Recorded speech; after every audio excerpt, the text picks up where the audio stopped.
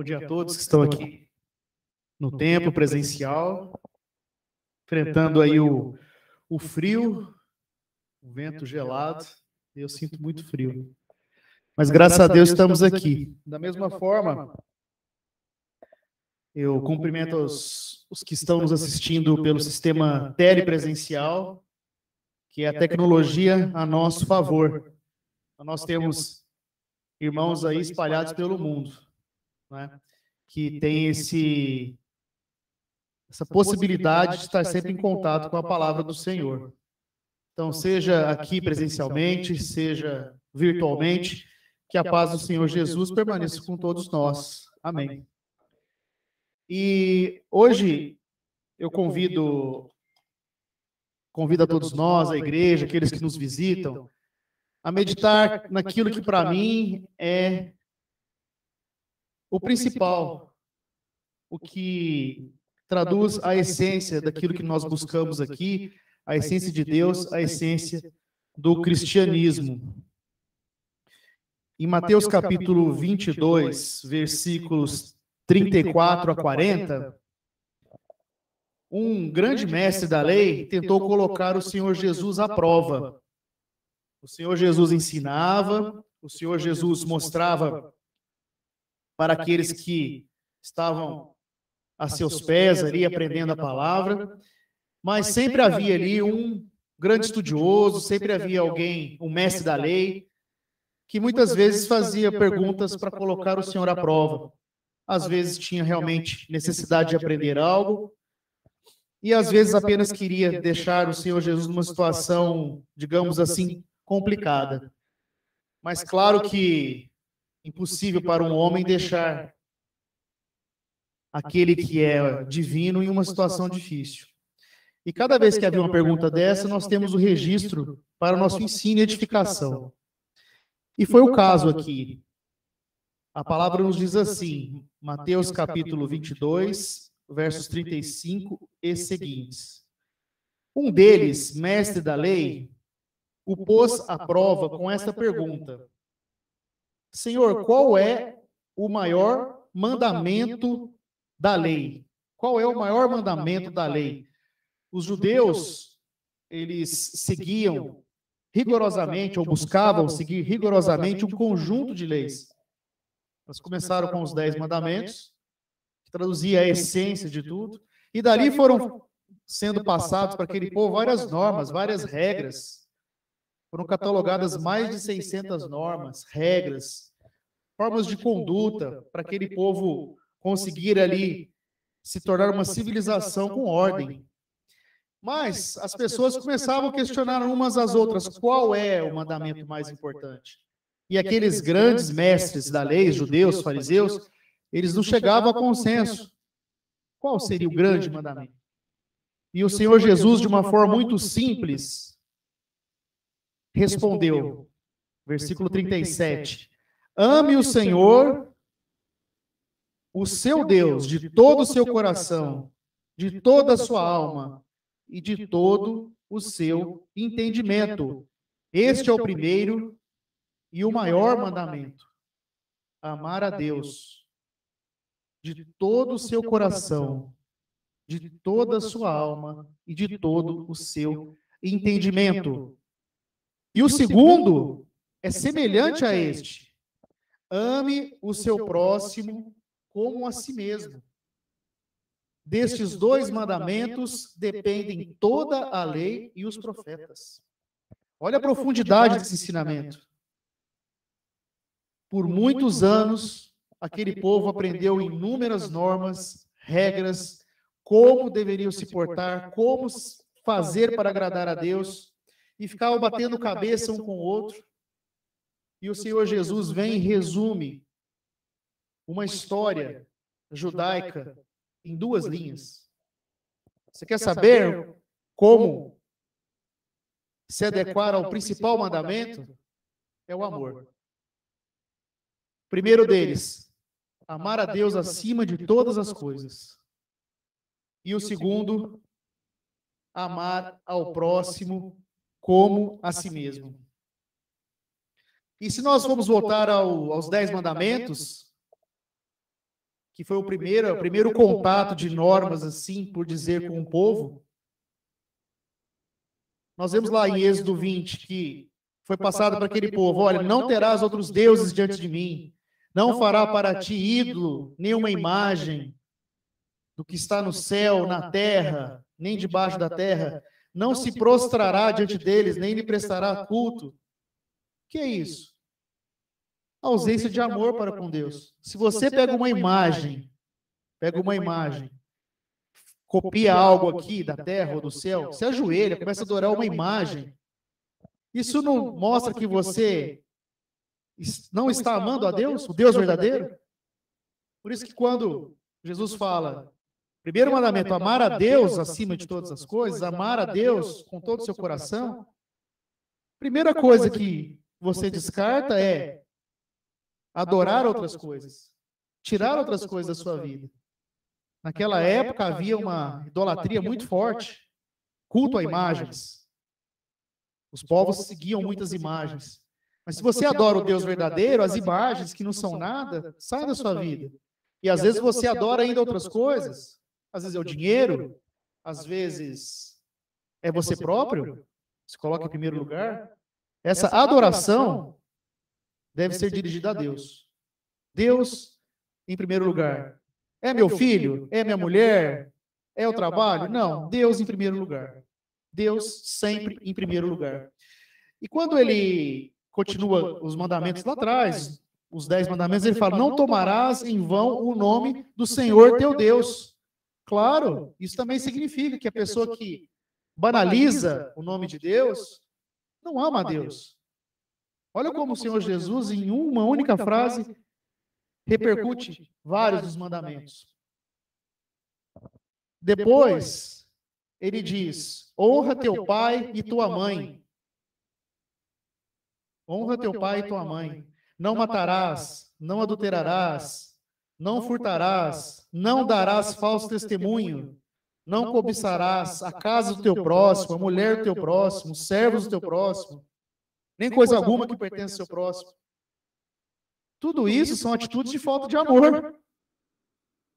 Se você não honra teu pai e tua mãe, você tem amor dentro de você, não honra teu pai e tua mãe. Aqueles que cuidaram de você, aqueles que passaram as primeiras lições para você.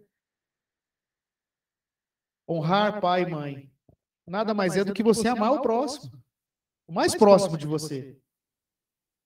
Não matar, não adulterar. Não matar, você procurar preservar a vida, amor ao próximo. Não adulterar, quer dizer, trair, né? Para quem não sabe o que é adulterar, trair o seu voto do casamento. Maior falta de amor do que essa, trair aquele que está com você, que você fez um voto para uma vida. Falta de amor. Não furtar, não desejar, não cobiçar o que o outro tem, a cobiça. Tudo isso, o Senhor Jesus resumiu em 2 mandamentos: amar a Deus e amar ao próximo como a você mesmo. E desses 2 mandamentos, realmente, toda a lei, todos os profetas, tudo que foi dito deságua nisso. Tudo deságua no amor.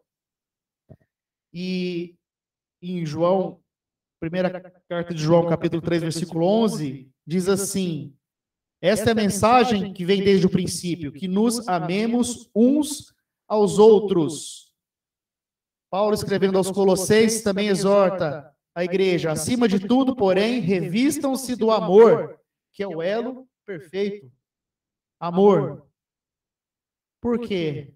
João capítulo 4, 8. Quem não ama, não conhece a Deus, porque Deus é amor. E continua: amados, amemo-nos uns aos outros, pois o amor procede de Deus.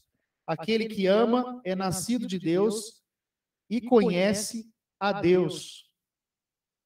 Muitas vezes as pessoas buscam uma igreja para receber um conjunto de regras, normas, diretrizes. O que eu tenho que fazer da minha vida? Aí começa aquele monte de coisa: não pode isso, não pode aquilo, a roupa tem que ser essa, tudo tem... E as pessoas se contentam com isso, com normas de comportamento. Mas se esquecem do principal, que o que Deus quer de nós é esta norma de comportamento, que a gente ame. É isso que Ele quer. Que nós pratiquemos este amor, primeiro para com Deus, frisando, depois para com o seu próximo. Quando a Bíblia nos ensina o dever do lar, marido cuidar da esposa, a esposa do marido, os filhos respeitarem os pais, o pai não levar o filho à ira, tudo isso é o quê? Amor.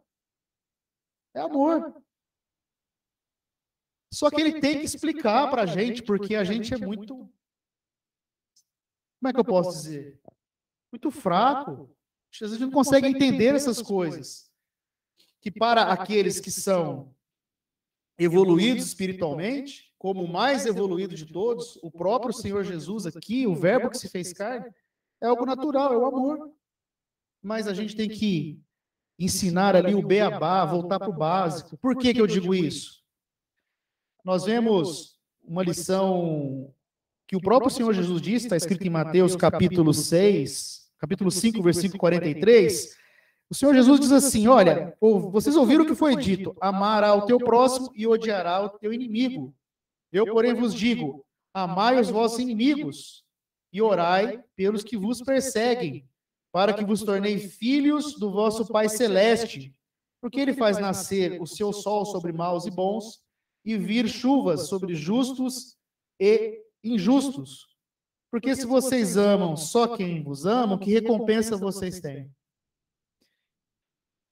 Olha que mensagem que o Senhor Jesus passou. Ele veio quebrar um paradigma, uma norma, algo que existia, que era o seguinte: ama aquele que te ama, e o seu inimigo odeia, é raiva, persiga, se possível mate o seu inimigo. Aquele povo era pautado com isso. Não só aquele povo, nós, a sociedade em geral é assim. E nós estamos caminhando para algo tão, que eu vejo tão ruim, que muitas vezes nós não amamos nem aqueles que nos amam. A sociedade está tão corrompida que, por exemplo, a família, que é a essência da união, o início de tudo, a base de uma sociedade, está totalmente corrompida. É o marido que odeia a mulher que odeia o marido, o filho que odeia o pai que tem raiva do filho. É isso? Parece que nós estamos regredindo, porque naquela época, naquele povo, quando o Senhor Jesus já criticava, falava, olha, vocês só amam aqueles que te amam. Está errado. Vocês têm que amar até o inimigo. Por que isso? Porque olha o exemplo de Deus, olha o sol que está aí. Para todos. Ou a quem é ruim, Deus tira o sol e congela.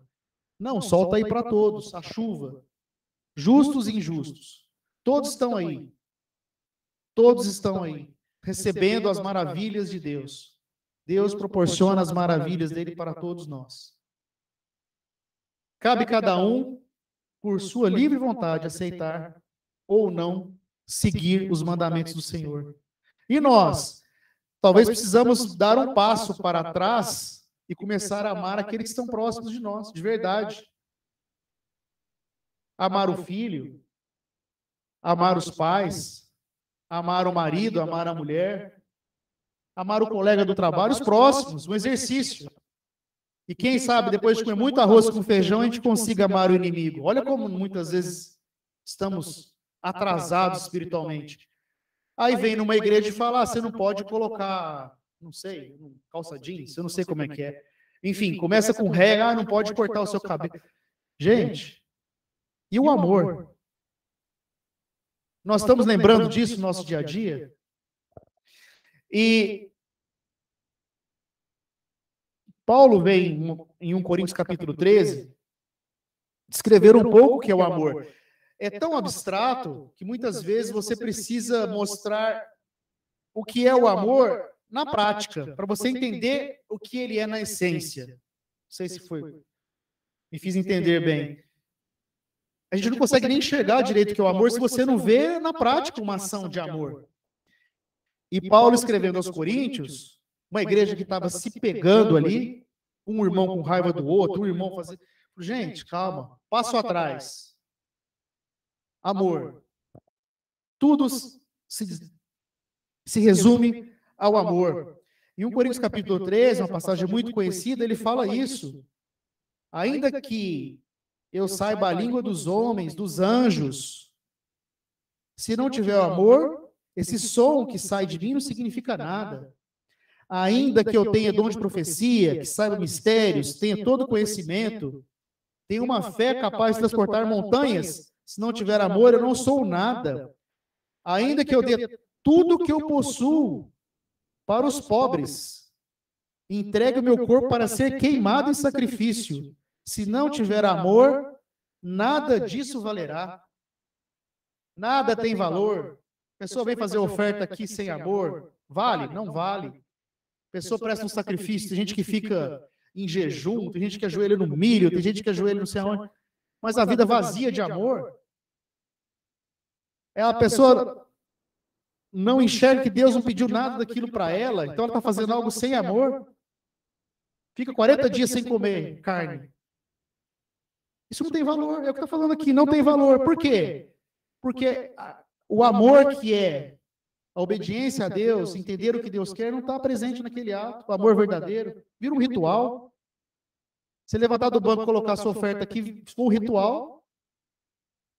Qual é o valor disso espiritual? Nenhum. Agora, se você entende que a igreja precisa, as pessoas precisam, o trabalho precisa, e você voluntariamente fala, não, eu vou ajudar nesse trabalho, vem, faz a oferta, isso é um ato de amor.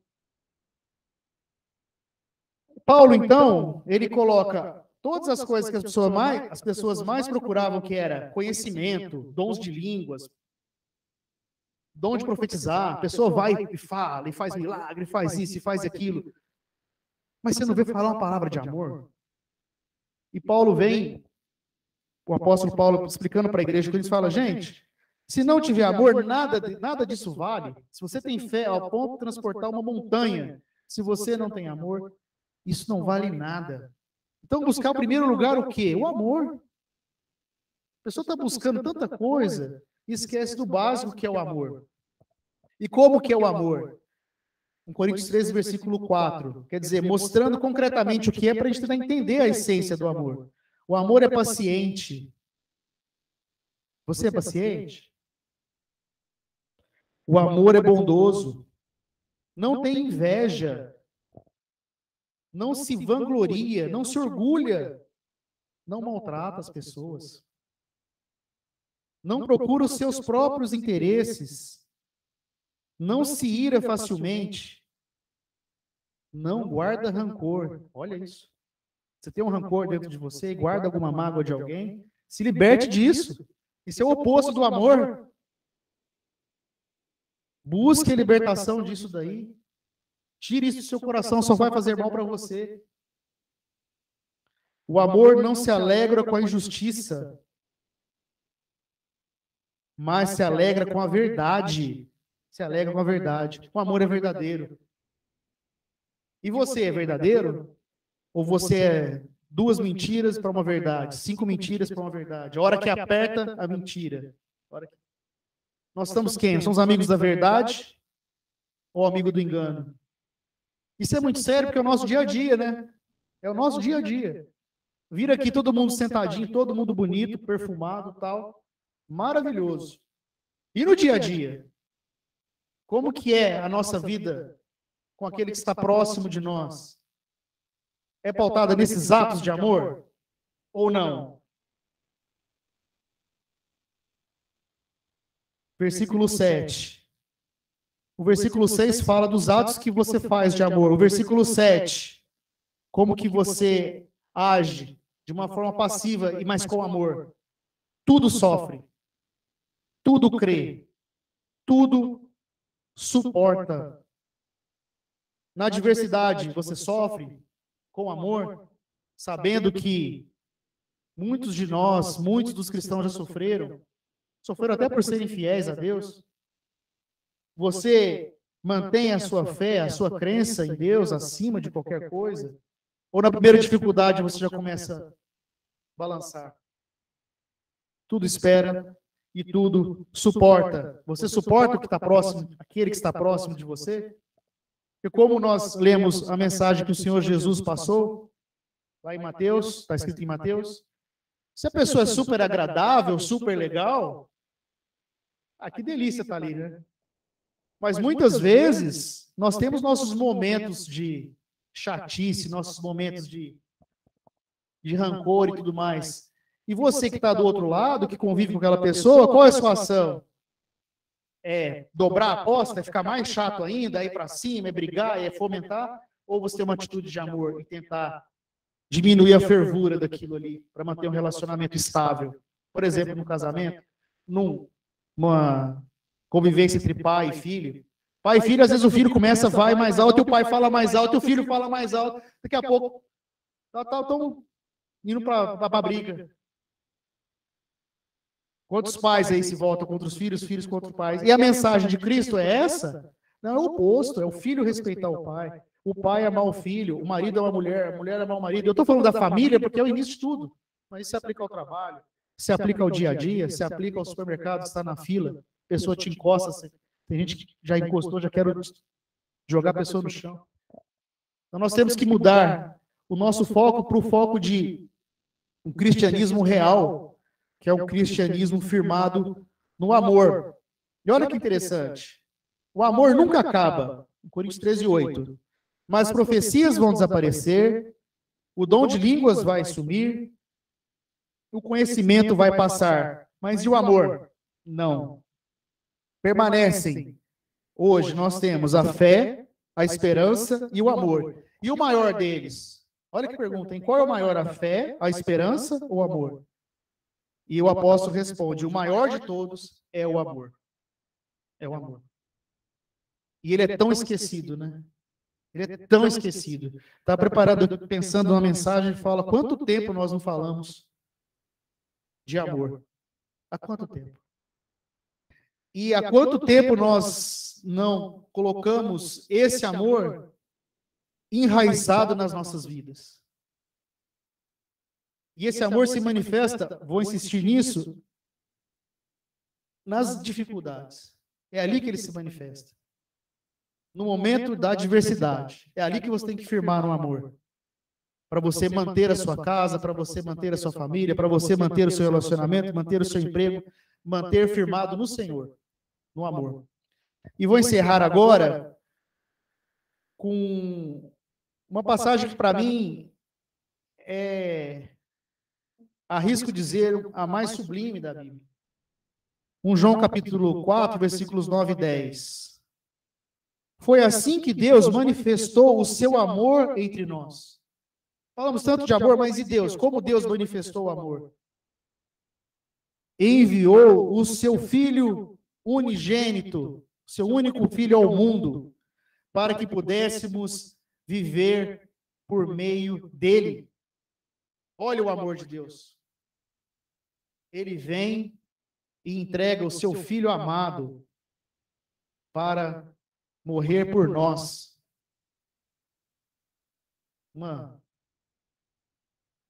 Um grupo de pecadores, de gente ruim, de gente da pior espécie.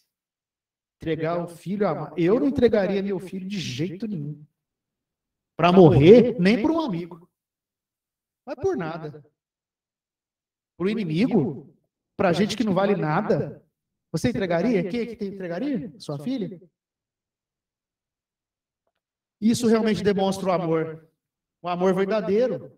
Deus tendo todo o poder, o amor pelo aquele filho vem. E mais, o Senhor Jesus, ele não veio obrigado, ele foi obediente. Ele aceitou aquilo e veio. E morreu por cada um que está aqui, para que a gente possa ter a vida eterna. E concluindo a passagem, nisto consiste o amor, não em que nós tenhamos amado a Deus, mas em que ele nos amou e enviou seu Filho como propiciação pelos nossos pecados. Nós amamos porque ele nos amou primeiro. Nós amamos porque ele nos amou primeiro.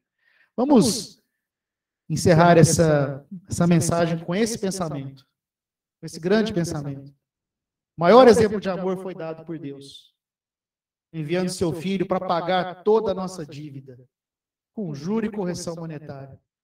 Pagou todo daqui. Para aqueles que aceitam o Senhor Jesus, não há mais dívida. Não há mais dívida. Então, quando você falar eu amo a Deus, você não está fazendo, na verdade, nada, porque Ele te amou primeiro. Ele morreu por você, Ele sofreu por você. E você tem que fazer o quê? Aceitar. Não.